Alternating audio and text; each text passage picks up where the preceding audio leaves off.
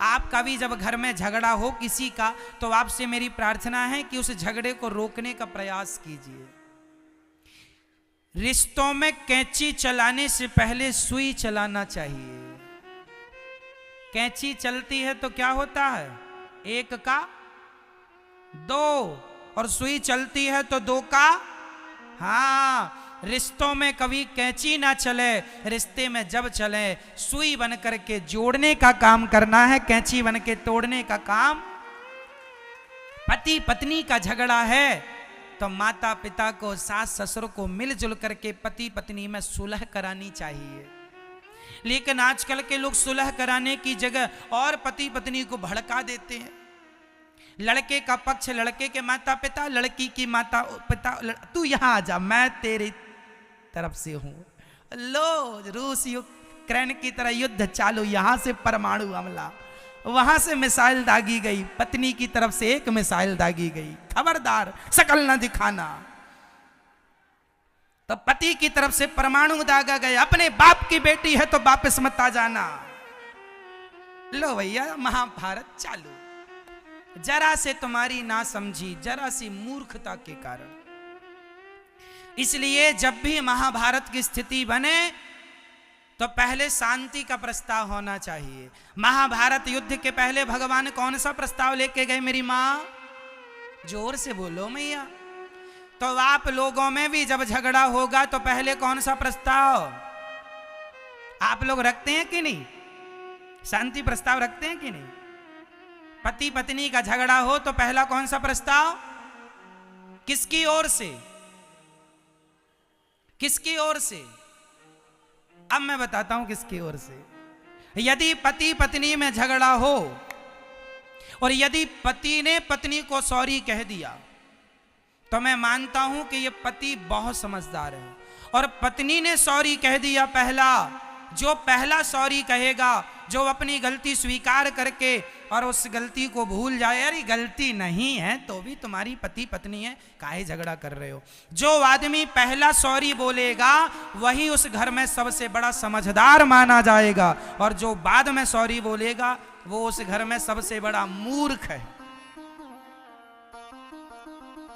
अब बताओ, लड़ना झगड़ना अच्छा है कि शांति के प्रस्ताव से जीवन भर रहना अच्छा है? बोलो क्या सही है? छोटी छोटी अकड़, छोटा छोटा अहंकार लिए आदमी लड़ता रहता है। पति पत्नी के झगड़ों में महीना बीत जाता है जबकि कोई बात नहीं है। इसलिए मेरी मां, इन बातों में कोई दम नहीं है। भगवान शांति दूत बन के गए। आप भी शांति प्रस्ताव अपनी ओर से रख लो, समझदारी का परिचय दो। सामने वाला मूर्ख है तो उसे मूर्ख रहने दो, तुम तो समझदार हो। बाल्टी कुएं में जब उतरती है ना तो उसे भी जरा झुकना पड़ता है, तब वो पानी लेके आती है। यदि बाल्टी कुएं में जाए और खड़ी ही रहे, ऐसे बाल्टी खड़ी रहे, तो क्या भरेगी? कुएं में उतर के ना वो ऐसे पलट जाती है, झुक जाती है। सही है क्या मेरी मां? आपने कभी कुएं से पानी भरा? नहीं भरा होगा तो फिर आपको ज्ञान नहीं होगा। हमने भरा है। तो कुएं में जब बाल्टी उतरती है तो वो झुकती है, झुकती है तो भरती है। बस जो झुकता है वही संस्कारों से, गुणों से भर जाता है और वही महान होता है। इसलिए झुकता वही है जिसमें जान होती है, अकड़ खास मुर्दे की पहचान होती है। कई लोग अकड़ जाते हैं, हम नहीं सॉरी बोलेंगे। भाई भाई का झगड़ा हुआ, बड़ा भाई अकड़े बैठा है, मैं नहीं, तो ये भाई नहीं है, मुर्दा है। अकड़ता कौन है? मुर्दा। मरने के बाद ना बॉडी अकड़, इसलिए जब आदमी को ले जाते हैं ना, बांध के ले जाते हैं। आपने देखा कि नहीं? अर्थी को बांध के ले जाते हैं मैया, और कस के बांधते हैं, 2-3 गांठ खोले ना, उठ के भाग ना जाए, है ना मैया? आपके यहां बांध के ले जाते हैं कि नहीं? हमारे यहां तो कस के बांधते हैं, थोड़ा बहुत प्राण बचे हो तो निकल ही जाए।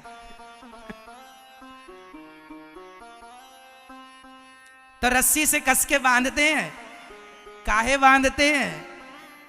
अकड़ू है ना, बड़ा अकड़ू, अकड़, मुर्दा अकड़ जाता है, पड़ा पड़ा बैठ जाए ऐसे इसलिए बांधते हैं। समझो, अकड़ तो मुर्दों में होती है, अकड़ तो जोर से, अकड़ तो मुर्दों में होती है। आप जिंदा हैं इसलिए झुकना सीख लो, जिंदा ही झुक सकता है। अकड़ तो मुर्दों की पहचान होती है। जीते जी अकड़ा तो ये वो मरा मुर्दा है, ये जिंदा मुर्दा है। इसलिए अकड़ नहीं। अच्छा, मुर्दे के संग बहुत सारी चीजें सीखने जैसी है। सुनो, हमारे यहां जब मुर्दे को ले जाते हैं ना तो रास्ते भर बतासा, कहीं मुरमुरा, कहीं मखाने।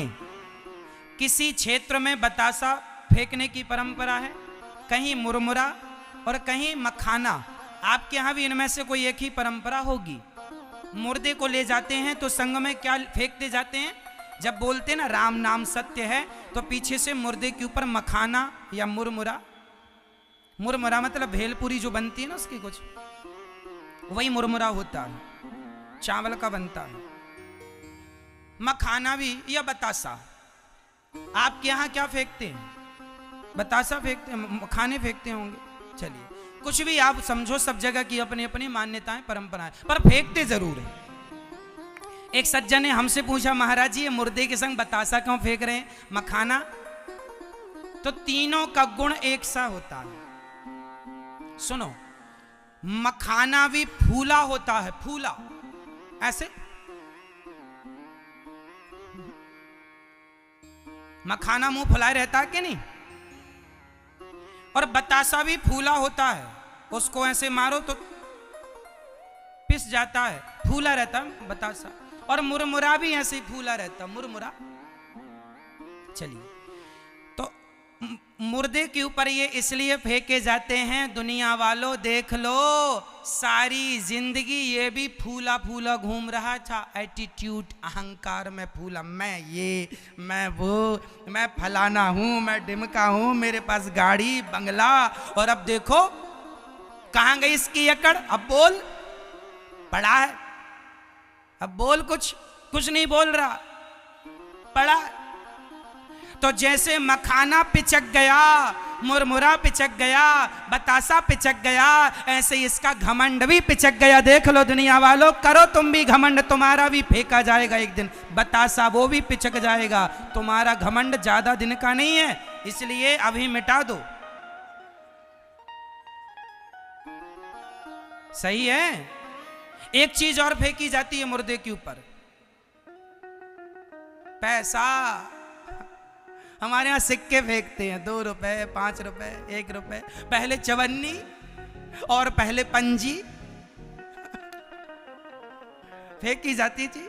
किसी ने कहा, भाई साहब ये मरे आदमी के ऊपर पैसे क्यों फेंके जा रहे हैं? कारण है, मुर्दे के ऊपर ना पैसे फेंके जाते हैं। 10 रुपए का सिक्का, 1 रुपए का, 2 रुपए का, क्यों फेंका जा रहा है?